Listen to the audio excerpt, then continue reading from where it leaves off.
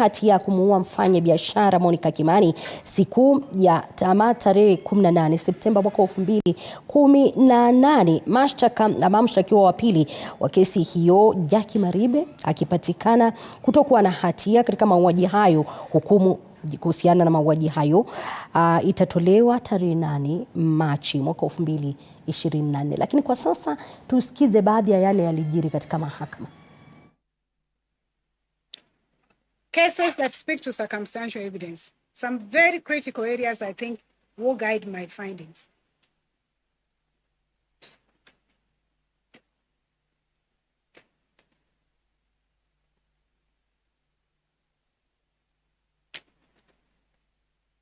Ahmed, Mohammed and another versus Republic 2019 speaks to circumstantial evidence is often the best evidence. It is evidence of surrounding circumstances which by intensified examination is capable of proving a proposition with the accuracy of mathematics. It is no derogation from evidence to say that it's circumstantial. Republic versus Juma Kaviha Kalama. Circumstantial evidence is particularly powerful when it proves a variety of different facts, all of which point to the same conclusion. I have given my own emphasis, on the following.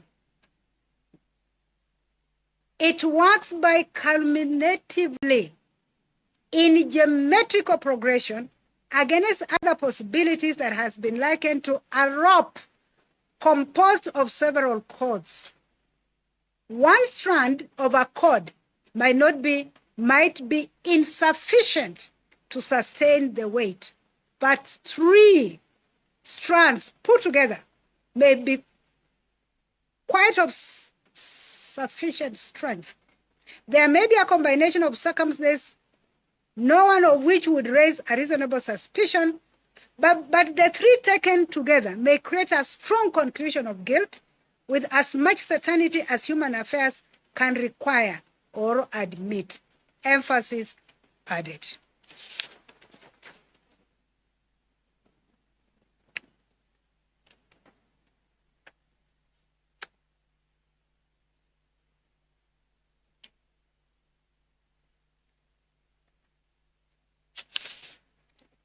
To the apartment of the deceased, murdered the deceased, left the deceased house, changed his clothes, and eventually went home and burnt the cloth which he wore during the commission.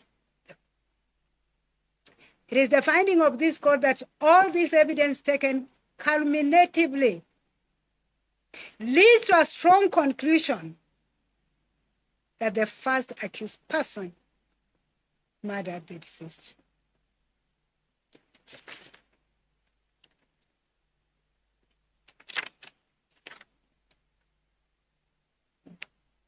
And therefore, it is the finding of this court that the prosecution has proved beyond reasonable doubt all the ingredients of the offense of murder. The death occurred, the cause of that death, the person who, and in this case, the first accused, I'm still on the first accused person, committed that offense.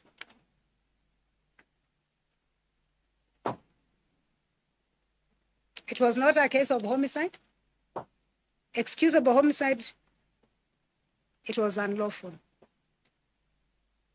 And therefore, I find the first accused person guilty as charged herein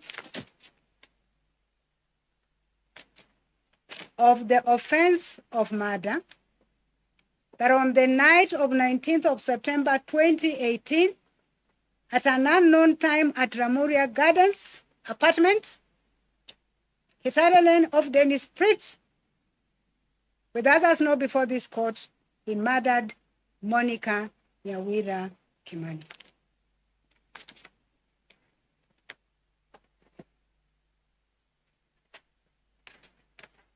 The evidence by the prosecution against the second accused person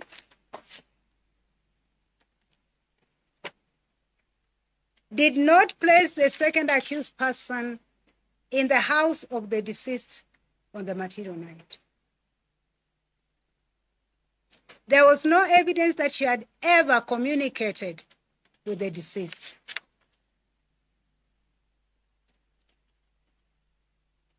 The evidence that the prosecution have brought before this court on the second accused person relates to the events of 20th of September 2018, and that is the shooting incident.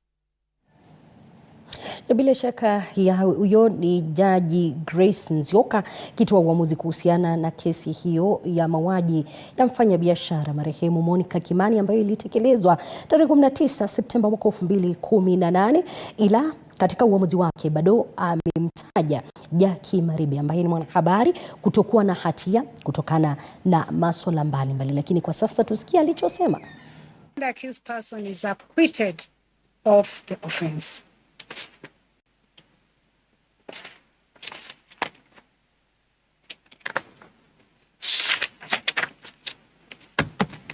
That is the end of the judgment. We move to the next stage.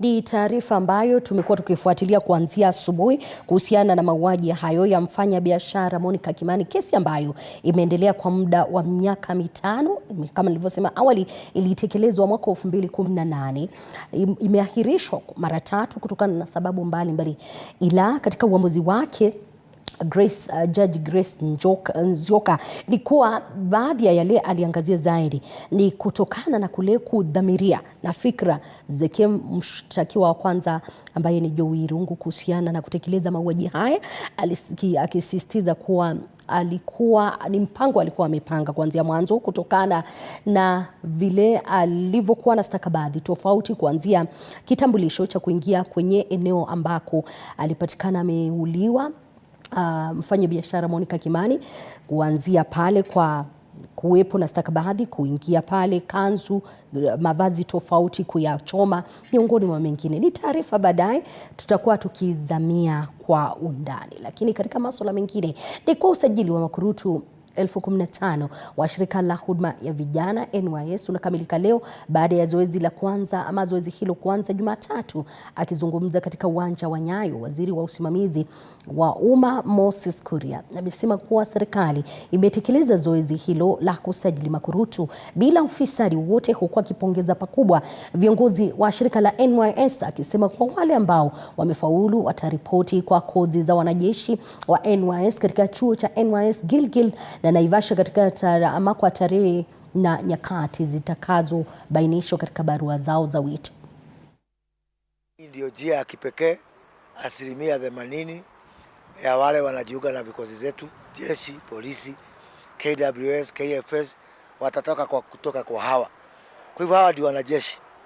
Hii leo sio recruitment ya NYS peke yake. Leo ni recruitment ya jeshi. Leo ni recruitment ya polisi. 80% ya KWS tuna recruit leo. 80% ya Kenya Forestry Service tuna recruit leo. Karibu more than half wale watu tunatafutia makazi huko ng'ambo watatoka kwa vijana wakipata maarifa.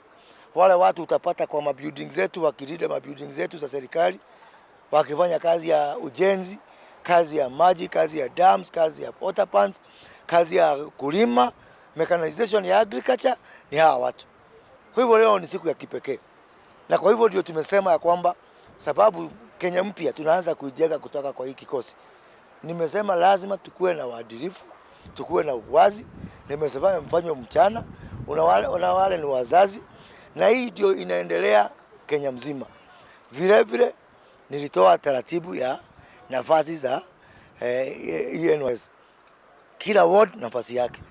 wodi zetu zote 1450 nikatoa orodha, na nimeambia viongozi wetu na wabunge, ma-MC, kila mtu akuwe kwao kuhakikisha kwamba vijana wao wamechukuliwa. Kwingineko ni kuwa baraza la magavana sasa limekosoa pakubwa serikali ya kitaifa kuhusu ajenda yao ya kutuma wauguzi waliofuzu nje ya taifa hili, likisisitiza kuwa mpango huo lazima ubatilishwe na kufikiriwa upya. Kulingana na baraza hilo, hospitali zinaendeshwa na kaunti zinahitaji zaidi wafanyakazi wenye ujuzi, kwani kuna upungufu mkubwa, wakisisitiza kwamba mpango wa kuwapeleka wauguzi nje ya taifa hili utaadhiri pakubwa sekta ya afya humu nchini. Kwa upande wake, mwenyekiti wa kamati ya afya katika baraza la magavana ambaye ni Gavana Muthomi Njuki ameelezea kuwa njia bora ya kuimarisha sekta ya afya humu nchini ni kuwekeza zaidi katika nguvu kazi. We want to see fit for purpose production between the institution of training. We are training for two markets. We are training for our Kenyan market, we are training for the outside market. But we don't want to overtrain what cannot be absorbed. But if we don't build an ecosystem in which the training and preparation and reskilling, upskilling of young Africans to be relevant to healthcare is connected to their work experience and to employment. We spend as African countries a lot of money in training our health workers, and we are giving them out for free to Western world. At the ignorance of assuming that they need jobs because they're jobless, yet our health facilities have a shortage. We complain that we do not have enough health workers in our facilities.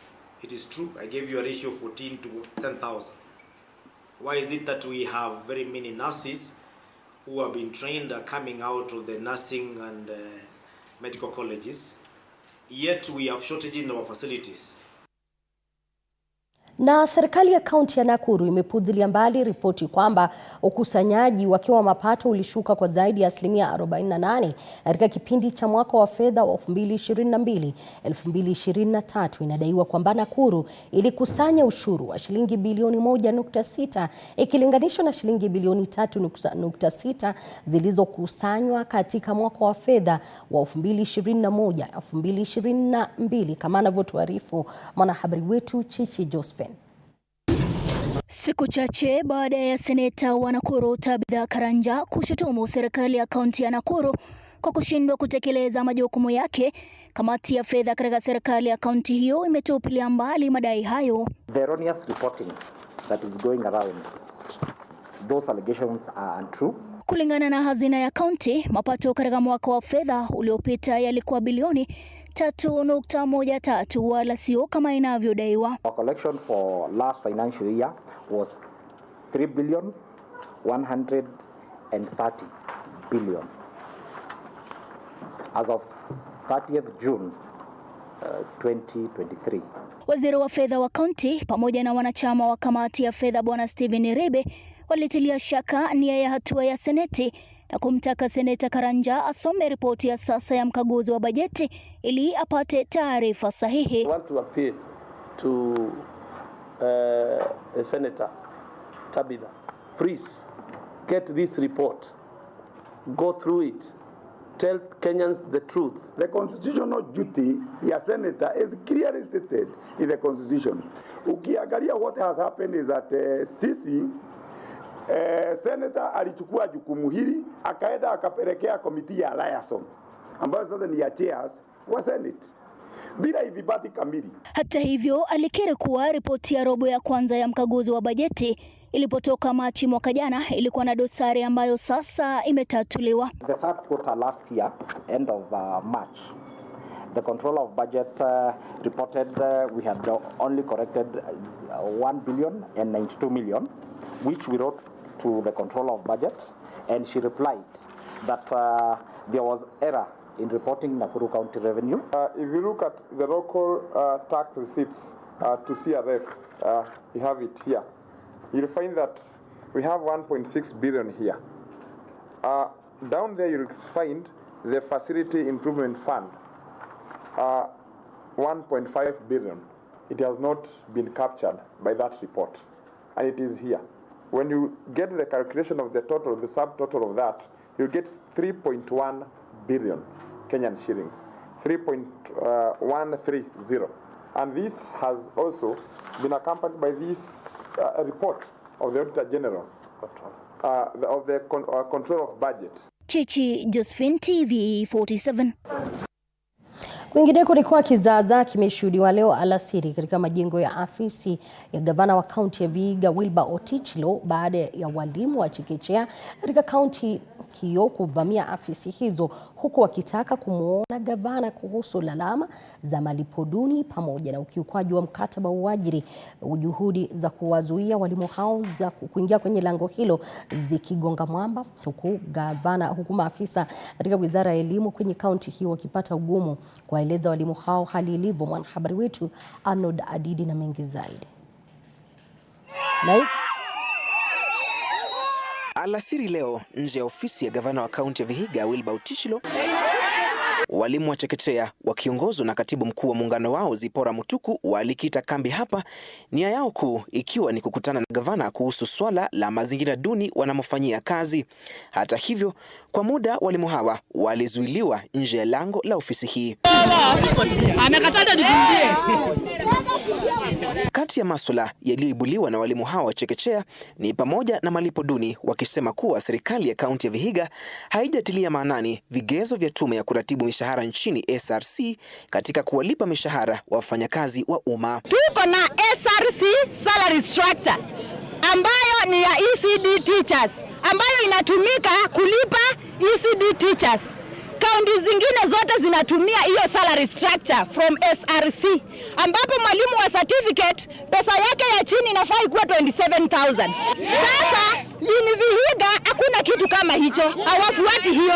Si tunanyanyaswa walimu wengi, tunaenda kwa hospitali atushughulikiwi. Kwa nini? Unaangalia unaambiwa NHF iko na arrears. Ukiangalia kwa payslip wamekata. Hiyo pesa yetu inaenda wapi? Baada ya juhudi za kuwazuia walimu hawa kuingia katika ofisi ya gavana kufeli, ili walazimu maafisa katika idara ya elimu kujitokeza na kuwapa sikio walimu hawa huku wakipata ugumu wa kusikilizwa. It was prepared by the entire team. If it was prepared, sawa. If the petition was prepared by the entire team, I want to propose you present to us. Waziri says one or two things, then we shall have an engagement with your officials so that we harmonize our declarations. You see, we cannot solve. Hello. Order. Mwishoni mwa mwaka jana, serikali ya kaunti ya Vihiga iliwapa walimu wote wa chekechea nyaraka zilizoashiria kuwa wameajiriwa katika ajira ya kudumu, kinyume na hapo awali ambapo walikuwa wameajiriwa kwenye kandarasi. Hata hivyo, walimu hawa wamezidi kutilia shaka nyaraka hizo. Kwa sasa walimu wa chekechea wametoa makataa ya siku 7 kwa serikali ya kaunti kuangazia lalama zao, la sivyo wataelekea katika mgomo. Pesa tunajua ziko, si ati haziko, tunajua ziko. Tafadhali, msipotoa tuko hapa, tunawapea siku 7 peke yake kuanzia sasa hivi. Siku 7 zikiisha, kazi imeisha, tunaanza sasa. Tutagoma na tuachane na kazi. Na hakuna kufutwa kazi. Arnold Adidi, TV47, kaunti ya Vihiga. Asante sana Arnold kwa taarifa hiyo. Kutokana na kauli ama kuuliwa kwa watu wawili eneo la Kakong, kaunti ya Turkana, wito umetolewa kwa jamii za Pokot na Turkana kudumisha amani, huku viongozi wa maeneo hayo wakionywa dhidi ya kuwachochea wakazi. Kwa sasa tunajumuika na mwanahabari wetu Kitio Mika kutoka mjini Lodwar atujuze mengi. Wapo unanipata Kitio, utujuze ni yepi ambayo yanaangaziwa, na je, wanaendelea kuhubiri amani ama kulikoni? Asante sana mwenzangu, bila shaka tunakujia moja kwa moja kutoka kaunti hii ya Turkana, hususan hapa mjini Lodwar, na nimeweza kuzuru maeneo haya kuzungumza na balozi wa amani kwenye kaunti hii ya Turkana, vile vile kaunti ya Pokot Magharibi na maeneo mengine ambayo yanashuhudia utofu wa usalama. Na moja kwa moja nikaweza kuzungumza naye. Kuna yale ambayo yameweza kutokea hivi majuzi ambapo tuliona watu wawili waliweza kuuawa na majangili maeneo ya Kakong, na vile vile chini ya wiki moja watu 7 wameweza kuuawa, na vile vile wakiwemo wale maafisa wa NPR. Na moja kwa moja nikaweza kuzungumza, songea hapa hivi bwana balozi, daktari, nitakuita majina yote. Kwa hivyo ni nini ambayo yameweza kutokea na ujumbe wako ni gani haswa siku hii ya leo? Hakika yaliyotokea ni masikitiko makubwa sana, ambaye tumepoteza watu ambao hawakuwa na hatia yoyote. Tumepoteza mzee mkongwe ambaye anaitwa Ekuriyele na kijana mmoja ambaye anaitwa Ekwam. Jambo hili ni jambo la kusikitisha sana, kwa sababu hakuna wanyama ambao walichukuliwa, hakuna chochote ambaye kilichukuliwa, hata pikipiki ya kijana huyo Ekwam haikuchukuliwa. Inamaanisha kwamba nia ya majangili hawa ni kuwaua hawa ndugu zao. Na jambo hili ni jambo mbaya zaidi ambaye hatuwezi kuendelea kuwa nalo, na tunaomba wale ambao wenye wanashikilia hali ya usalama, maaskari wetu wa polisi, wa KDF, pia waangalie jambo hili. Wajaribu wawezavyo kuchunguza ni nini hasa ambacho kinaanza kuchibuka tena, na ila hali tumekuwa na amani kuanzia mwezi wa 4 mwaka jana na mpaka hata na leo. Na pia nataka kumrai His Excellency the Governor of West Pokot kwamba na Waturkana kwamba nyinyi wawili mko na ufunguo wa amani katika Turkana na West Pokot. Majangili hawa watawasikia. Muambieni, semeni tu jambo moja na amani itapatikana katika maeneo haya. Asanteni. Na asante sana. Bwana balozi, kumekuwa na ile patashika baina ya jamii hizi mbili. Je, wewe ushawahi kutana na baadhi ya viongozi kutoka West Pokot, vile vile hapa Turkana, kule Elgeyo Marakwet na Baringo, ukaweza kuzungumza na wao kuhusiana na swala hili la amani? Kwa hakika ninashukuru Mungu kwa sababu amenipa kibali hiyo.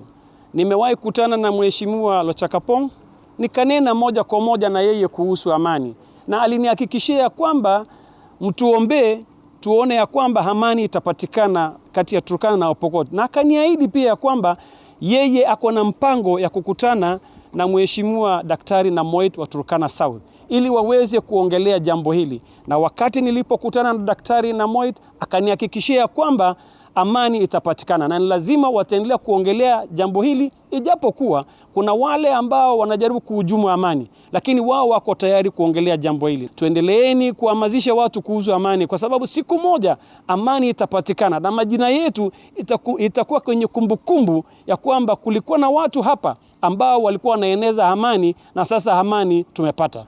Na wanasema kwamba haya ni kuna baadhi ya viongozi pengine wanahusika katika masuala kama haya ya uchochezi na kupelekea ama kusababisha watu wakaweza kupigana na kuuliwa. Je, ujumbe wako kwa baadhi ya viongozi kama hao ni upi? Kama kuna yeyote yule ambaye anahusika kwa njia moja au nyingine, hili ni jambo ambalo ni lazima ikome, kwa sababu ni nani atakaye kupigia kura mwakani wakati utakapowadia ambayo utatafuta uongozi? Ukimaliza hawa watu citizens ambao wanakupigia kura, ni nani mwingine ambaye atakupigia kura? Na ninaomba yeyote, kama kuna mmoja ambaye anahusika kwa njia moja au nyingine, you better stop it, because this business will never take you any further, and will never take you any wherever you want to go. It will never do it. Na asante sana. Huyu ni balozi wa amani, ameweza kuzungumza na ameweza kudadavua mengi tu kuhusiana na swala hili la amani baina ya Pokot na vile vile jamii ya Turkana, na ameweza kusema kwamba viongozi wasijihusishe na ama uchochezi ama kuchochea wananchi. Bila shaka kutoka kaunti ya Turkana, mimi ni Kitio Mika na kurejesha kwako katika studio zetu za TV47. Tukiondoka huko kwa Kitiomika, tunaelekea kwingine, na ambapo muungano wa Azimio la Umoja wa Kenya umesisitiza kuwa utapinga vikali mapendekezo yoyote ya serikali kuunda tume ya mipaka na uchaguzi nchini IEBC, ambapo haitaambatana na mapendekezo yaliyoafikiwa na kamati ya mazungumzo katika ripoti ya NADCO. Of that committee was so clear. Now understand that some people are pushing for the reconstitution of the IEBC through an IEBC selection panel that is now for all intents and purposes moribund. And our point is this, in summary, really. Any attempt to reconstitute the IEBC outside the framework that has been established by NADCO will be totally resisted.